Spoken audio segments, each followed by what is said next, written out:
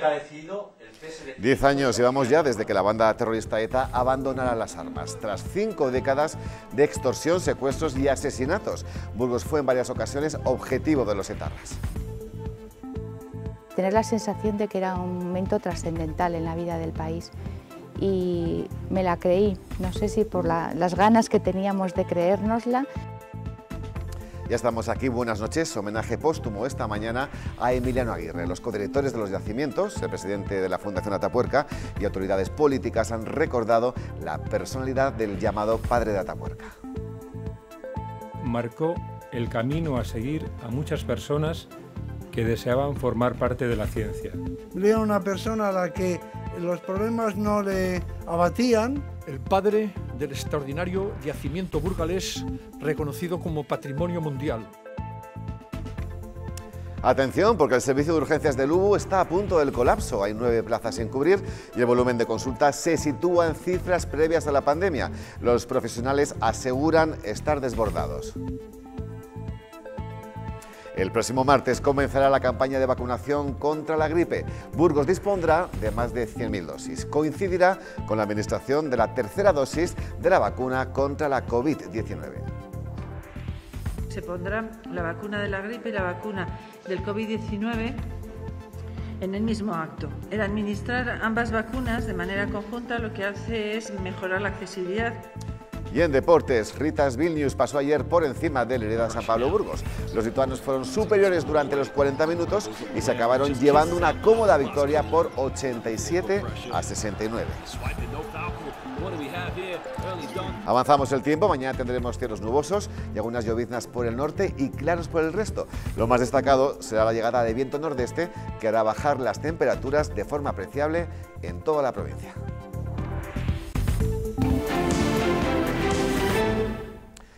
Vamos ya con nuestra mesa de actualidad con Juan Carlos Aparicio. Buenas noches. Muy buenas noches. A su lado Octavio Ganado. ¿Cómo estamos, Octavio? Bienvenido. Buenas noches. ¿Todo bien desde nuestra última cita hace 15 días? Pues mejor, porque hace 15 días yo estaba con una enorme... Me pusieron la tercera dosis de la vacuna y coincidió con un catarro y hice una semana bastante complicada, pero ahora estoy bien. O sea que ya sabemos que las terceras dosis de la vacuna de la COVID también traen efectos secundarios. A mí sí, no sé los demás. Juan Carlos. No, todavía no me han sugerido. Sí que pienso vacunarme de la gripe, como he hecho estos últimos años. Creo que, aunque el año pasado fue excepcional, apenas hubo gripe, yo creo que lo sensato y lo razonable es vacunarse con la vacuna de la gripe y del neumococo. Ajá, bien, bien. Por cierto, mejor compañía que la de Octavio no podemos tener. Tercera dosis, vamos, ya inmunizado 2000%. Vemos que he sobrevivido. Sí, no creo que haya contagiado a nadie, ni antes ni después. Bueno, vamos a lo que nos marca la actualidad. Se cumple una década desde que ETA anunciara el abandono definitivo de las armas. Una noticia largamente esperada por la sociedad. También en Burgos, donde la banda terrorista golpeó duramente. El atentado contra la Casa Cuartel y el que acabó con la vida del burgalés Sáenz de Tejada en Mallorca. ETA ha decidido el cese definitivo de su actividad armada. Era el 20 de octubre de 2011, llevábamos décadas esperándolo. El anuncio llegó después de una tregua fallida, por lo que no todos creyeron que era el principio del fin de ETA. Yo me la creí, la verdad es que lo recuerdo como un día histórico. Terminaba así medio siglo de violencia que golpeó de forma especial a nuestra provincia. Atentados contra la comisaría, el secuestro de Ortega Lara o la bomba que había destrozado la Casa Cuartel tan solo 2 años antes. Recuerdo perfectamente la hora de llegada al cuartel, el aspecto negro y espantoso de un escenario de guerra absolutamente. Afortunadamente sin víctimas mortales, pero sí con víctimas, con muchos daños psicológicos. Las víctimas llegaron al día siguiente en Calviá, 2 guardias civiles muertos, uno de ellos el burgalés Carlos Sáenz de Tejada. Todo fue como muy espantoso, la verdad. Así que recibimos la noticia del fin de la actividad, bueno, con una alegría. Han pasado 10 años y para los más jóvenes ETA es tan solo una imagen borrosa, pero las heridas no están cerradas del todo. Es bueno conocer ese pasado con todas las oscuridades que tuvo para tenerlo presente y para saber de qué somos capaces, ¿no? Para evitarlo, entre otras cosas. Las víctimas siguen esperando una petición de perdón que no llega, aunque este lunes Arnaldo Otegui daba un primer paso. Muchas personas están esperando, ¿no?, que pidan perdón por el daño causado, pero yo valoro el paso que se ha dado. Pero aquel 20 de octubre se dio el paso fundamental para normalizar la situación política en Euskadi. Hablábamos de los golpes que dio ETA en Burgos, algo que seguro que no se le olvida a Juan Carlos Aparicio, que era alcalde en ese momento. Alcalde en ese momento, que me desperté sobresaltado esa noche, con la primera intuición de que podía haber sido un atentado terrorista. De hecho, había vivido alguna experiencia semejante en Madrid, en el barrio de Chamartín, el retumbar, como retumbaban los edificios. Llamé inmediatamente a la policía local, pedí información, me dijeron que se había producido el atentado e inmediatamente me presenté en el lugar de los hechos. Para suerte o para desgracia, en este caso yo creo que fue para suerte, el hecho de tener junto a las instalaciones de la Guardia Civil, las de la policía local, las de bomberos, colaboraron muchísimo en una sensación realmente angustiosa. A mí no se me olvidará nunca ni la alfombra de cristales sobre la que caminábamos, ni el olor acre de la Monal, un olor absolutamente desagradable que como mantengo grabado, el gran cráter que se había creado en el lugar que habían puesto los terroristas la furgoneta, que fueron afortunadamente malos a la hora de elegir el espacio, pero las situaciones luego de angustia familiar, viendo a algunos guardias civiles que tuvieron que salir como buenamente podían, con los niños en brazos, con las mujeres llorando, angustiadas, y sabiendo, como me contaron algunos guardias civiles, que no era el primer atentado que habían vivido. Imagino que vosotros, que habéis estado en la política activa durante muchísimos años y los más duros, ¿no?, de la banda terrorista, ¿hay muchas cosas que no se pueden contar? Sí, sobre todo hay impresiones que son intraducibles, ¿no? O sea, 10 días antes de que asesinaran a Fernando Buesa y a su escolta, yo tenía alguna relación con Fernando Buesa. Fernando Buesa solía veranear en el Campín de Frías. Y ese era simpático. Era un enamorado de la provincia burgalesa. Él mismo decía que venía a Burgos, entre otras cosas, porque era el único sitio donde podía estar sin escolta. Pobrecito, ¿no? 10 días antes habíamos ido a León a una reunión que inspiró el Partido Socialista de Castilla y León, que era poner de acuerdo en temas fundamentales de infraestructuras a las federaciones del partido en Euskadi, en Cantabria, en Asturias, Galicia, Castilla y León, ¿no? Y claro, pues cuando nos dijeron que le habían matado, ¿no?, pues la verdad es que no sabes qué decir, ¿no? Es una cosa... Me acuerdo que yo, cuando hacía las candidaturas municipales de los pueblos, me costó muchísimo hacer una candidatura en un pueblo de la Riojilla burgalesa. Cuando la habíamos terminado, en la reunión en la que se explicaba qué es lo que tenían que hacer de propaganda, estaba el hermano del alcalde, que era guardia civil. A los 6 meses la asesinaron. O sea, son situaciones de estas en las que lo único que tienes es un recuerdo de una enorme conmoción, ¿no? A mí, lo primero que me preguntaron cuando me nombraron secretario de Estado es si quería escolta en Burgos. Y yo dije con toda, vamos, no me tengo como una persona especialmente valiente, no lo soy, pero digo, mira, yo creo que si hay una escolta lo único que podemos conseguir es que maten a 2 en vez de a 1, entonces casi prefiero pasar desapercibido. Yo sí hay historias que realmente me siguen produciendo emoción, era recordar cómo Gabriel Cisneros fue diputado 3 ocasiones conmigo por esta provincia, un hombre de una honradez intelectual fuera de lo común, uno de los padres de la Constitución, cuando relataba el intento de secuestro que tuvo, el tiroteo que padeció. Y hablo de honradez intelectual porque él tenía la convicción de que una de las personas que había participado en el intento de secuestro era Arnaldo Otegi. Pero tuvo la honestidad intelectual de decir, como el juicio ha transcurrido pasados tantísimos años, no puedo recordarlo con la precisión que debería esto. Son historias cuando él contaba, por ejemplo, que se sintió herido, tiroteado, y oyó pasos que acudían hacia él y que pensó que iban a rematarlo, y sin embargo eran personas que iban a auxiliarlo. Eso me sigue poniendo el vello de punta. No es para menos. Además, hoy también, a este respecto, se ha hablado mucho de esas generaciones más jóvenes, que ellos tienen una idea general, ¿no?, de lo que fue ETA, y lamentan que en su educación no se haya incidido más en la historia de la banda. 10 años después del cese de la actividad armada, 26 etarras siguen huidos de la justicia. Cuando ETA anunció el cese de la violencia, lo hizo por su derrota policial. No es porque carezca de voluntad de matar, sino porque carece de medios, carece de hombres y carece de espacio para hacerlo, porque la policía y la Guardia Civil se lo han impedido. Uno de los golpes de gracia a ETA fue la intercepción de esta furgoneta blanca en enero de 2010 en la localidad zamorana de Bermillo de Sayago. En ella los terroristas llevaban gran cantidad de material para fabricar explosivos y un fusil de francotirador que pretendían trasladar a Portugal, donde intentaban montar una base de operaciones. Con este material querían perpetrar un gran atentado en las Torres Quío de Madrid y asesinar al entonces lehendakari Patxi López con un francotirador. Esa acción policial es crucial porque es el último intento de ETA por seguir en activo, lo corta la Guardia Civil y por tanto ya ETA se ve sin fuerzas para continuar. En 2018 la banda anunció su disolución definitiva tras décadas en las que asesinó a 853 personas, 139 de ellas de Castilla y León. 378 de esas muertes aún siguen sin esclarecerse, entre ellas los crímenes de 63 castellanos y leoneses. 10 años después, ETA ha pasado de tener 703 presos a los 206 actuales. Con el fin de la política de dispersión, más de la cuarta parte ya está en cárceles del País Vasco. Nuestra comunidad es la segunda con más reclusos de la banda, con 37. Por otra parte, todavía hay 26 etarras huidos de la justicia con causas pendientes, como Iñaki de Juana Chaos, autor de 25 asesinatos que reside en Venezuela. Preguntaba antes a Octavio por esas negociaciones internas.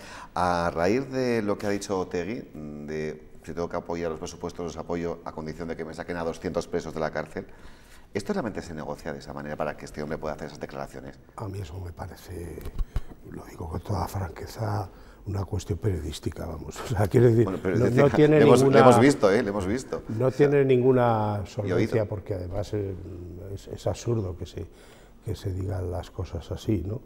Pero sí que es verdad que cuando se habla del papel de las fuerzas y cuerpos de seguridad del Estado, que ha sido sin duda impresionante, yo también creo que ha habido gente dentro del entorno de ETA que estaba bastante harta de...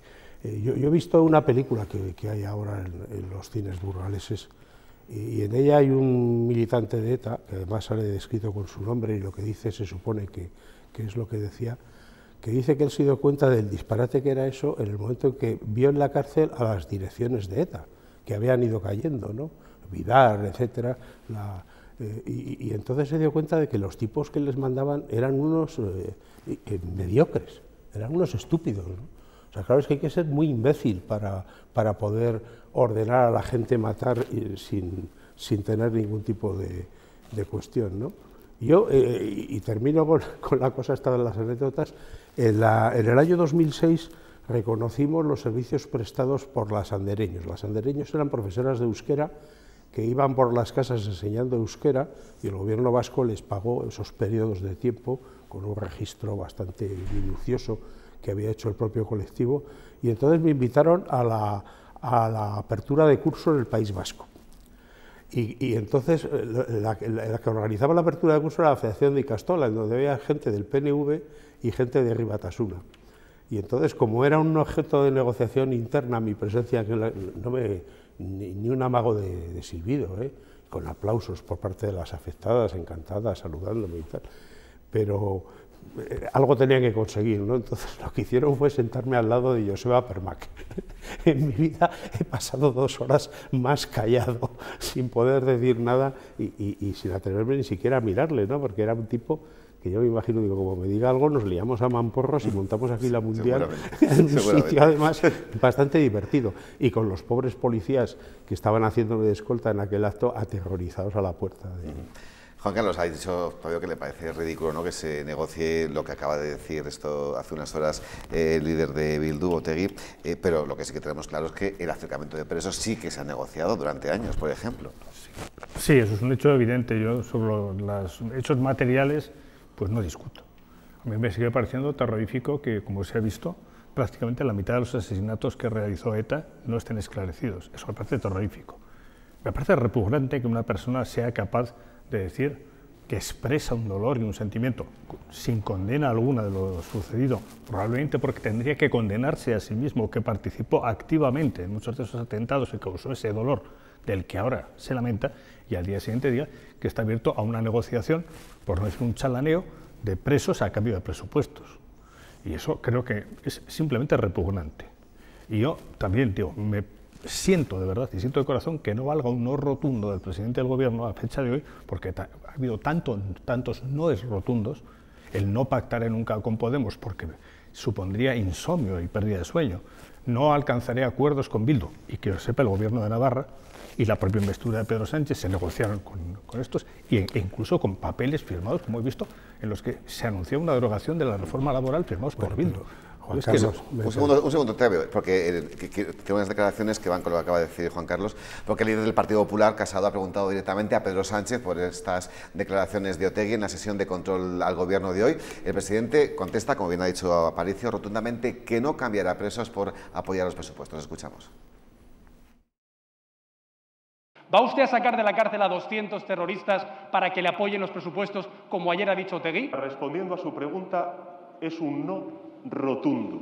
Un no rotundo. Y usted lo que tiene que hacer es romper con Bildu hoy mismo. A ellos no les debemos nada. A las víctimas del terrorismo les debemos todo. Simplemente el hecho de que usted lo plantee me llena de dolor, porque, señoría, usted sabe perfectamente cómo funciona el Estado social y democrático de derecho en España, y lo que impera es el imperio de la ley. Ese ha sido el cara a cara entre ambos líderes. Octavio, tenías tú la palabra. No, lo que quiero decir es que yo creo que las personas que hemos estado mucho tiempo en política, nos hemos acostumbrado ya a que la memoria es, como dicen los economistas en general de los activos económicos, un bien escaso, ¿no? Quiero decir, yo al que tenga pasión por la arqueología de las declaraciones, yo le pediría que exhumara el último programa de televisión de la campaña de 2011 entre Alfredo Pérez Rubalcaba y el presidente Rajoy, ¿no? Digo presidente porque salió elegido Rajoy. Quiero decir, existe cierta tendencia a abusar de promesas difícilmente posibles de cumplir, pero en cualquier caso, yo creo que la situación en estos momentos en el País Vasco es una situación razonable, se ha conseguido lo fundamental y es que no haya más muertes, y lamentaría mucho que lo que se ha conseguido llevar a las calles del País Vasco, que es una cierta tranquilidad, se convierta en una escandalera permanente entre los grupos políticos democráticos, porque eso sí que sería un triunfo póstumo de ETA, ¿no? Que a estas alturas de la película sigamos discutiendo si fueron tirios o troyanos, y pudalgos o podencos. Yo muy brevemente lo que siento es que no pueda creer directamente y sin más al presidente del gobierno cuando se expresa con esa rotundidad, pero es que los antecedentes son los que son. Tampoco entiendo que se ponga tanto empeño en recordar lo que sucedió hace 80 años o 40 años y no se ponga el mismo empeño en expresar lo que ha sido realmente esta historia de terror que hemos vivido, directa o indirectamente. A mí me llamaron también la policía para decirme que aparecían los papeles de algunos de los comandos de ETA. Y eso me lo he tenido que callar para no crear preocupación en muchas de las personas de mi entorno. ¿Cuando eras ministro? Y antes de ser ministro, sobre todo cuando yo, por ejemplo, mantuve una posición beligerante que sigo manteniendo en el tema del Condado de Treviño, porque eso no es un bien negociable al primer bote, como algunos pretendían, algunos señores de los que amenazaban. Y segundo, hombre, yo lo que no quiero es que por omisión y por blanqueo de la información que necesitan nuestros jóvenes hoy no sepan quién era José Antonio Ortega Lara, no sepan los antecedentes, porque esto no surge, como algunos pretenden hacer ver, como una respuesta al franquismo, no, es que con una democracia consolidada y con personas de la calidad. Se ha citado a Fernando Buesa, que tuve el gusto de conocer en Salas de los Infantes, a Ernest Lluch, con el que tuve también el gusto de trabajar. Perdón, es que también han sido víctimas. Y no se trata de echarnos los muertos encima, pero las familias y las víctimas... La familia Mateu, muy próxima a Burgos. A mí me encanta pensar que Jaime Mateu es una persona que podía estar amargada y destilando odio, y sin embargo uno debería expresarse con la serenidad y la entereza que están demostrando las víctimas. Octavio, ¿alguna reflexión? No, la reflexión es que me gustaría que fuéramos capaces de tener un discurso común. Yo lamento mucho que no seamos capaces.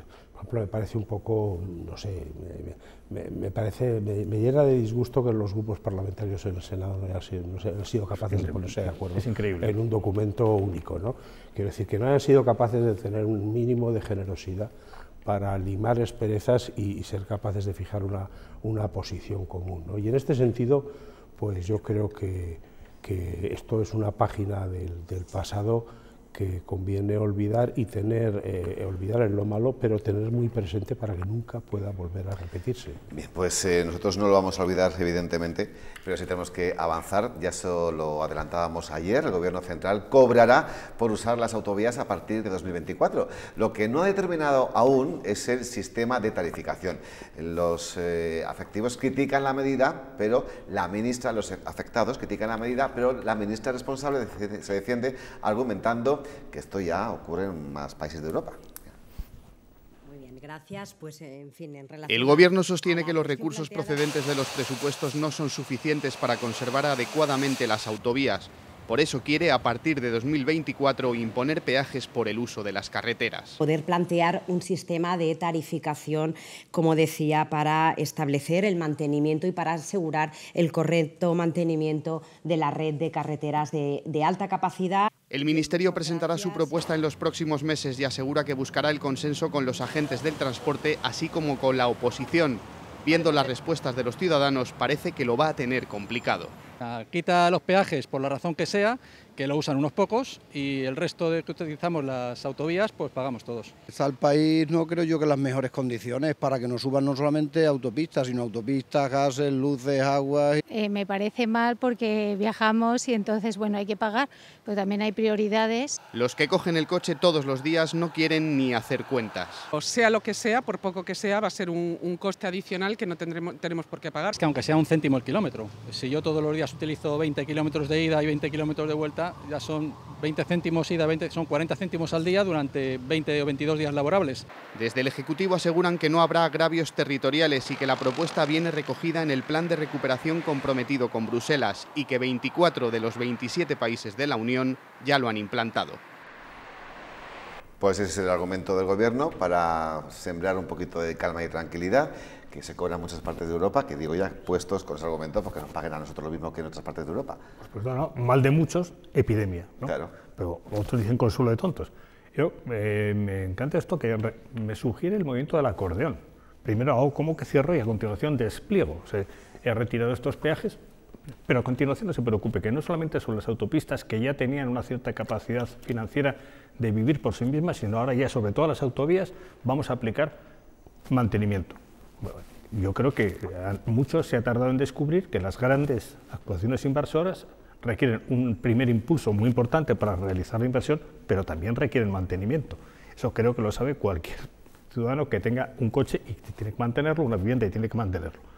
El argumento que no me gusta, y le estoy viendo mucho, es que no tienen por qué pagar los que no usan las autopistas. Ojo, porque aquí todo lo que se ha repercutido en el transporte, en la primera instancia van a ser los camioneros, los transportistas, a los que quiero mucho. Claro. Pero eso se va a trasladar no solamente a las personas, sino también a todos los bienes y servicios. Hasta recibir un paquete. Y a una España enferma de inflación, como está en este momento, no sé por cuánto tiempo, seguir encareciendo lo que son la generalidad de los productos me parece peligrosísimo. Entonces, en vez de actuar, aquí se ha descubierto que en vez de actuar sobre la parte de gastos, hay que actuar sobre la parte de ingresos. Y en este caso, apretar y achuchar más. También lo habrá oído cualquier transportista. Es que de cada litro de diésel o de gasóleo que utiliza, más de la mitad son impuestos. Octavio, acabamos contigo. Un minutillo, por favor. Sí, bueno, yo creo que estoy de acuerdo con Juan Carlos en que no debe ser un impuesto para los transportistas, ¿eh? De la misma forma que la luz hay que bajarla para todo el mundo, pero especialmente para los negocios, porque si a los negocios les subimos a la luz, nos la acaba subiendo a los consumidores. O sea que esto no. Y dicho esto, en este país siempre se suben los impuestos, en este país como en todo el mundo. Sí, claro. No se bajan los impuestos en ningún país del mundo. Pues como muchos se congelan, ¿no? Lo intentó Trump y, por cierto, no lo consiguió. Pero claro, aquí hay dos tipos de políticas. Una es decir, voy a bajar los impuestos y luego subirlos, y todos sabemos quién hizo eso. Y otra es decir, bueno, es necesario subir algún impuesto. La viñeta que se pone en las lunas de los coches en Francia, en Alemania, 24 de 27 países, es que me parece que salvo en Malta y no sé si es Malta, Luxemburgo y el tercero, la verdad es que ni lo recuerdo, en todo el resto de Europa, al final lo que viene es a solucionar un problema, y es que los transportistas españoles cuando exportan tienen que tener la viñeta puesta. O sea, ellos pagan impuestos para mantener las carreteras francesas, alemanas, holandesas, pero no para mantener las carreteras españolas. Los turistas españoles pagamos impuestos para mantener esas carreteras cuando vamos al resto de Europa, pero no pagamos impuestos para mantener nuestras carreteras. Y luego una última cuestión. Este año, estamos hablando del año 2021, los presupuestos del Estado tienen que abonar 225 millones para pagar las autovías construidas hace 20 años. ¿Quién era presidente del gobierno? El señor Aznar. Bueno, pues 30 segundos, Juan Carlos, pero que sean 30 de verdad, ¿eh? Que nos vamos a la historia, venimos de la historia, volvemos a la historia y según nos convenga, no voy a decir nada porque no merece la pena. Lo que sí que me parece lógico es que, insisto, se reflexione sobre un hecho. No basta con decir hay que hacer esta inversión, habrá que pensar desde el primer minuto en el mantenimiento. Y por cierto, los que están poniendo a caldo, porque sí que ha bajado los impuestos, es muchos socialistas a la señora Ayuso. Tenía otro tema para comentar, que era lo que está costando a los jóvenes españoles emanciparse. Lo dejamos para otro día, para otra mesa de actualidad, pero con todo esto que estamos contando no me extraña que les cueste encontrar esos 1.000 euros que de media se estima que se necesitan para poder emanciparse. Otro día lo comentamos con nuestro comité de sabios, comité de expertos, Juan Carlos Aparicio y Octavio Ganado. Hasta la próxima, que descanses. Buenas noches. Hasta aquí La Opinión, 2 minutos, venimos con toda la información del día. Hasta ahora. Uy, me pinta.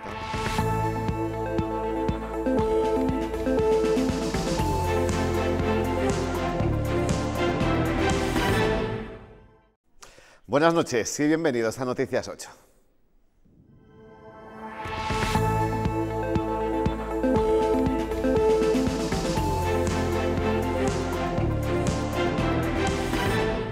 ETA ha decidido el cese de... 10 años llevamos ya desde que la banda terrorista ETA abandonara las armas. Tras 5 décadas de extorsión, secuestros y asesinatos, Burgos fue, en varias ocasiones, objetivo de los etarras. Tener la sensación de que era un momento trascendental en la vida del país y me la creí, no sé si por las ganas que teníamos de creérnosla. También en Noticias 8, homenaje póstumo esta mañana a Emiliano Aguirre. Los codirectores de los yacimientos, el presidente de la Fundación Atapuerca y distintas autoridades han recordado la personalidad del conocido como padre de Atapuerca. Marcó el camino a seguir a muchas personas que deseaban formar parte de la ciencia. Era una persona a la que los problemas no le abatían. El padre del extraordinario yacimiento burgalés, reconocido como Patrimonio Mundial. El servicio de urgencias del Hospital de Burgos está a punto del colapso. Hay 9 plazas sin cubrir y el volumen de consultas se sitúa en cifras de antes de la pandemia. Los profesionales aseguran estar desbordados. Y el próximo martes comenzará la campaña de vacunación contra la gripe.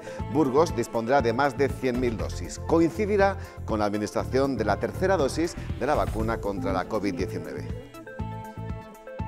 Se pondrá la vacuna de la gripe y la vacuna del COVID-19 en el mismo acto. El administrar ambas vacunas de manera conjunta lo que hace es mejorar la accesibilidad. En deportes, Ritas Vilnius pasó ayer por encima del Hereda San Pablo Burgos. Los lituanos fueron superiores durante los 40 minutos y se acabaron llevando una cómoda victoria por 87-69.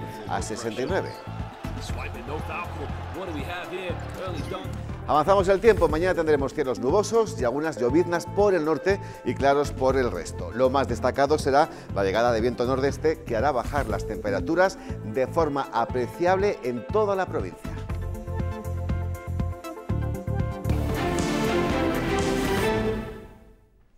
Es nuestra noticia de portada. Se cumple una década desde que ETA anunciara el abandono definitivo de las armas. Una noticia largamente esperada por la sociedad. También en Burgos, Luis Ángel Rozas, buenas noches, donde la banda terrorista golpeó duramente. Buenas noches. Efectivamente, Rafa, fue una de las provincias más golpeadas por ETA. De hecho, Castilla y León es, después del País Vasco, la que tiene un mayor número de víctimas mortales, 138, con 30 atentados terroristas cometidos en nuestra comunidad, de los que 15 tuvieron diferentes escenarios de la provincia de Burgos. El primer atentado terrorista ocurrido en nuestra provincia y con una víctima mortal fue en la Puebla de Arganzón en 1977. Apareció muerto dentro de su vehículo, al pie de la Nacional 1, un policía nacional. Pero además hemos tenido atentados contra la Comandancia de la Guardia Civil, la Comisaría de la Policía Nacional, el Gobierno Militar y también los 2 últimos atentados cometidos por ETA en territorio español estaban relacionados con nuestra provincia. Uno de ellos fue el 29 de julio de 2009 contra la Casa Cuartel de la Guardia Civil. No hubo víctimas mortales, pero al día siguiente 2 fallecidos, 2 guardias civiles en otro atentado terrorista en Calviá, en Mallorca, entre ellos un burgalés, Carlos Sainz de Tejada. ETA ha decidido el cese definitivo de su actividad armada. Era el 20 de octubre de 2011, llevábamos décadas esperándolo. El anuncio llegó después de una tregua fallida, por lo que no todos creyeron que era el principio del fin de ETA. Yo me la creí, la verdad es que lo recuerdo como un día histórico. Terminaba así medio siglo de violencia que golpeó de forma especial a nuestra provincia. Atentados contra la comisaría, el secuestro de Ortega Lara o la bomba que había destrozado la casa cuartel tan solo 2 años antes. Recuerdo perfectamente la hora de llegada al cuartel, el aspecto negro y espantoso de, bueno, un escenario de guerra absolutamente. Afortunadamente sin víctimas mortales, pero sí con víctimas, con muchos daños psicológicos. Las víctimas llegaron al día siguiente en Calviá, 2 guardias civiles muertos, uno de ellos el burgalés Carlos Sáenz de Tejada. Todo fue como muy espantoso, la verdad. Así que recibimos la noticia del fin de la actividad, bueno, con una alegría. Han pasado 10 años y para los más jóvenes ETA es tan solo una imagen borrosa, pero las heridas no están cerradas del todo. Es bueno conocer ese pasado con todas las oscuridades que tuvo para tenerlo presente y para saber de qué somos capaces, ¿no? Para evitarlo, entre otras cosas. Las víctimas siguen esperando una petición de perdón que no llega, aunque este lunes Arnaldo Otegi daba un primer paso. Muchas personas están esperando, ¿no?, que pidan perdón por el daño causado, pero yo valoro el paso que se ha dado. Pero aquel 20 de octubre se dio el paso fundamental para normalizar la situación política en Euskadi. Las víctimas de ETA no se creen las palabras de Arnaldo Otegi, en las que decía reconocer su dolor. Su sufrimiento aún sigue vivo en el 10º aniversario del cese de la violencia de la banda terrorista. Llámalo como quieras. Yo no he sentido lo que es un padre porque unos asesinos me lo quitaron. Yo solo he visto en mi casa llanto, sufrimiento. Mi madre ha ido de luto hasta que yo cumplí 14 años. Se llama Pedro Ruiz Parra. Hoy es guardia civil en Zamora en memoria de su padre. No pudo conocerlo porque ETA lo asesinó en 1979 en Durango cuando su madre estaba embarazada de él. Celso Recio también perdió a su padre a manos de la banda. Un etarra disparó en la nuca al salmantino Eugenio Recio en 1985. El crimen sigue impune. Que por lo menos esclarezcan todos los casos, que es como lo que le ocurrió a nuestro padre, que nuestro padre todavía no ha salido a juicio y todavía no está esclarecido. Sus heridas tardan en cicatrizar como las del diputado por Burgos Jaime Mateu. Su padre y su hermano también fueron asesinados. Asesinados los dos cobardemente, pues evidentemente te marca la vida. Sebastián Nogales tuvo que dejar la policía por las lesiones sufridas en un atentado en Pamplona. Ahora, como presidente de la VT de Castilla y León, denuncia que aún quedan heridas por cerrar. El reconocimiento, el que se sepa la verdad, la ayuda institucional. Todos coinciden en no fiarse de las palabras recientes de Otegi. Porque este hombre se está choteando de las víctimas del terrorismo. La verdad es que han tardado muchísimo en entender ese sufrimiento. Creen que al dirigente Abertzale solo le mueven sus intereses políticos. Cuando ETA anunció el cese de la violencia, lo hizo por su derrota policial. No es porque carezca de voluntad de matar, sino porque carece de medios, carece de hombres y carece de espacio para hacerlo, porque la policía y la Guardia Civil se lo han impedido. Uno de los golpes de gracia a ETA fue la intercepción de esta furgoneta blanca en enero de 2010 en la localidad zamorana de Bermillo de Sayago. En ella los terroristas llevaban gran cantidad de material para fabricar explosivos y un fusil de francotirador que pretendían trasladar a Portugal, donde intentaban montar una base de operaciones. Con este material querían perpetrar un gran atentado en las Torres Quillo de Madrid y asesinar al entonces lehendakari Patxi López con un francotirador. Esa acción policial es crucial porque es el último intento de ETA por seguir en activo, lo corta la Guardia Civil y por tanto ya ETA se ve sin fuerzas para continuar. En 2018 la banda anunció su disolución definitiva tras décadas en las que asesinó a 853 personas, 139 de ellas de Castilla y León. 378 de esas muertes aún siguen sin esclarecerse, entre ellas los crímenes de 63 castellanos y leoneses. 10 años después, ETA ha pasado de tener 703 presos a los 206 actuales. Con el fin de la política de dispersión, más de la cuarta parte ya está en cárceles del País Vasco. Nuestra comunidad es la segunda con más reclusos de la banda, con 37. Por otra parte, todavía hay 26 etarras huidos de la justicia con causas pendientes, como Iñaki de Juana Chaos, autor de 25 asesinatos que reside en Venezuela.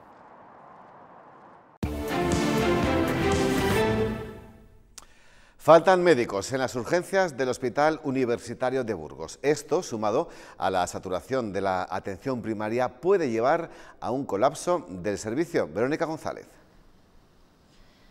Los facultativos de urgencias no pueden más. Con estas palabras quieren trasladar, aseguran, la situación precaria que actualmente está viviendo este servicio. Trabajan con 9 profesionales, menos de los que deberían, y todavía la situación se va a agravar más en los próximos meses, ya que se van a marchar de urgencias otros 4 médicos. Aseguran que están desbordados. De hecho, el pasado lunes atendieron a 400 pacientes y esperas de hasta 9 horas. Piden una solución de forma inmediata y por ello le han mandado un escrito al gerente del Hospital Universitario de Burgos para que tome las medidas que sean oportunas.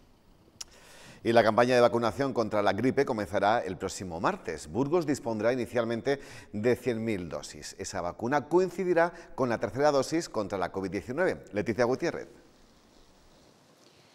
La vacunación contra la gripe comenzará el próximo martes en las residencias de mayores. Concluido ese grupo, se vacunará a las personas de 70 o más edad que podrán recibir simultáneamente esa inyección junto a la tercera dosis de la vacuna contra la COVID. Después le seguirán los grupos diana. La administración de estas vacunas serán organizadas por cada área de salud y se incorporará la autocita. A Castilla y León inicialmente llegarán 768.000 dosis de la vacuna frente a la gripe. Se pondrá la vacuna de la gripe y la vacuna del COVID-19 en el mismo acto. El administrar ambas vacunas de manera conjunta lo que hace es mejorar la accesibilidad, facilita el acceso de las personas más mayores y grupos de riesgo. En estos momentos ya se está detectando un aumento de casos de infecciones respiratorias agudas, principalmente catarro común, faringitis aguda o infección aguda de vías respiratorias, pero Actualizamos datos sanitarios. Burgos notifica hoy 18 casos nuevos de COVID. La tasa de incidencia acumulada se mantiene en torno a los 43 casos. Han ingresado 2 personas más en el Hospital Universitario de Burgos y otra se encuentra en la UCI. Y de nuevo, no hay que lamentar víctimas mortales en nuestros hospitales.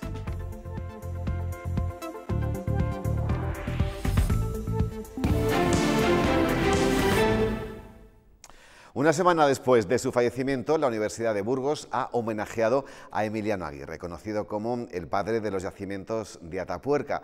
Los codirectores, el presidente de la Fundación Atapuerca y otras autoridades han recordado sus logros.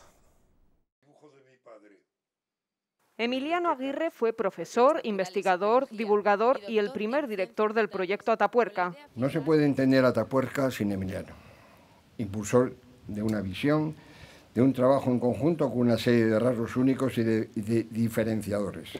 Con él comenzó todo y en ellos recayó la responsabilidad de continuar su legado. Aún tengo un nudo en la garganta y tengo en el corazón una presión muy fuerte. Es el padre de la antropología en España y ha situado a nuestra provincia en el mapa de la investigación y el turismo. Apostó porque en España seríamos capaces de hacer ciencia de primer nivel, de estudiar yacimientos excepcionales con equipos multidisciplinares y que España, más allá de cantera de fósiles, podía ser cantera de científicos de primera. Marcó el camino de quienes sueñan con dedicarse a la ciencia. Vivió por y para el conocimiento.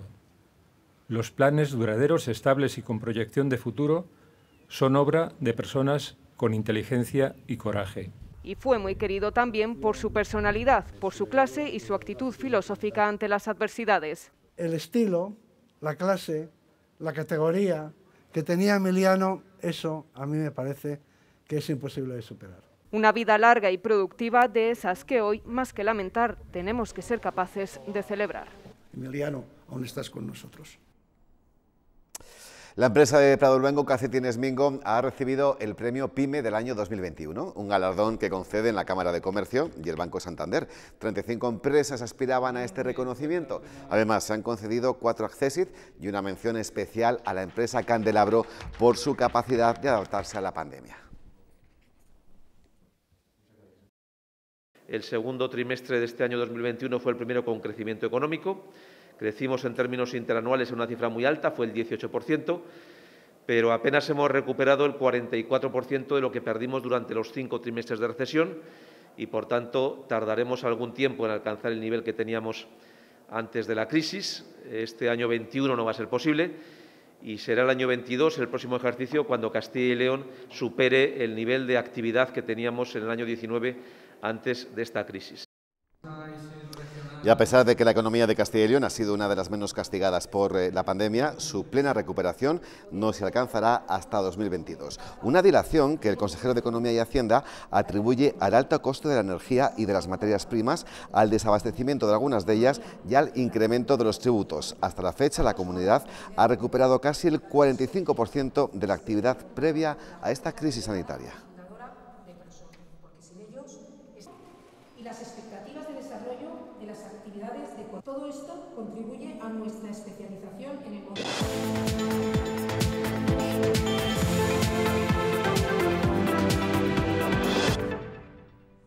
La jornada intersemanal en Segunda División llega mañana para nuestros dos representantes. Ambos jugarán a la misma hora, 9 de la noche. El Mirandés recibe al Girona. Última hora en Andúba, Juan Abril. Asentarse en casa pasa a ser el objetivo del Club Deportivo Mirandés después de ganar por 0-2 el pasado fin de semana en el campo de la Unión Deportiva Ibiza. Los rojillos llevan 3 partidos consecutivos en casa sin conseguir la victoria, 2 derrotas ante Alcorcón y Leganés y un empate en la última visita, la de la Sociedad Deportiva Eibar. Sumar 3 puntos es el objetivo. Reciben la visita de un rival que está situado en la parte baja de la clasificación, pero que en teoría tiene que acabar el curso en la parte alta de la clasificación. Un Girona con mucha calidad, pero que ahora mismo ocupa puestos de descenso. Toca seguir mejorando, toca seguir creciendo y toca seguir perfeccionando un poco todo lo que queremos que sea este equipo, que todavía no lo somos. Entonces creo que nuestro trabajo está por ahí y que esta semana es otra semana de demostrar que seguimos mejorando y que seguimos creciendo.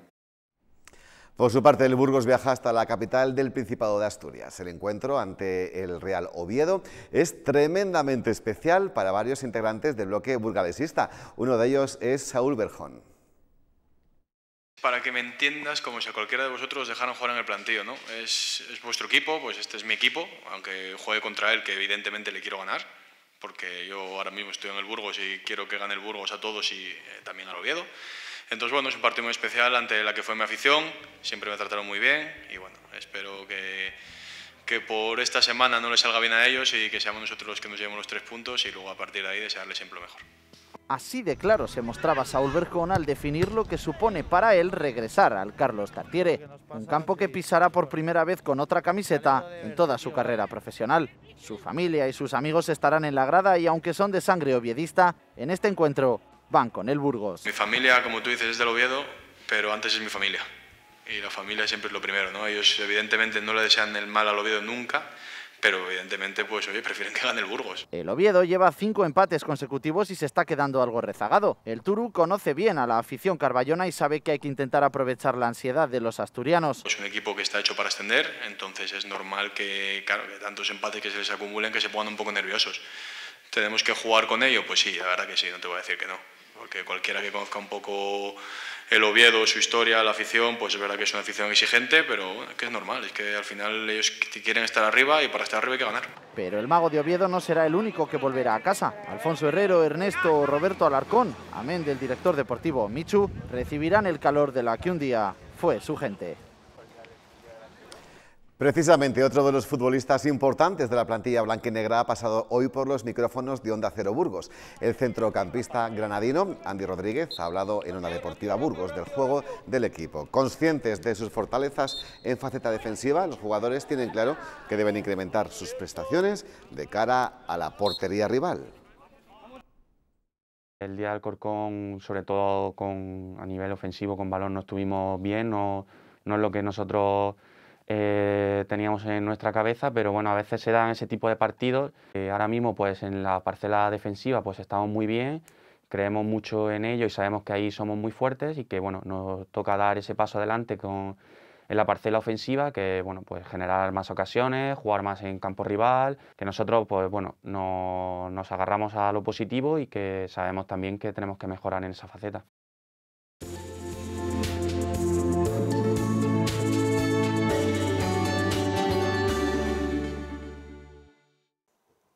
En la imagen del satélite, en el canal visible que nos muestra el noroeste de la península ibérica, vemos una banda de nubes cruzando por nuestra provincia, nubes altas y medias, y otra banda más compacta entrando por Galicia y Asturias.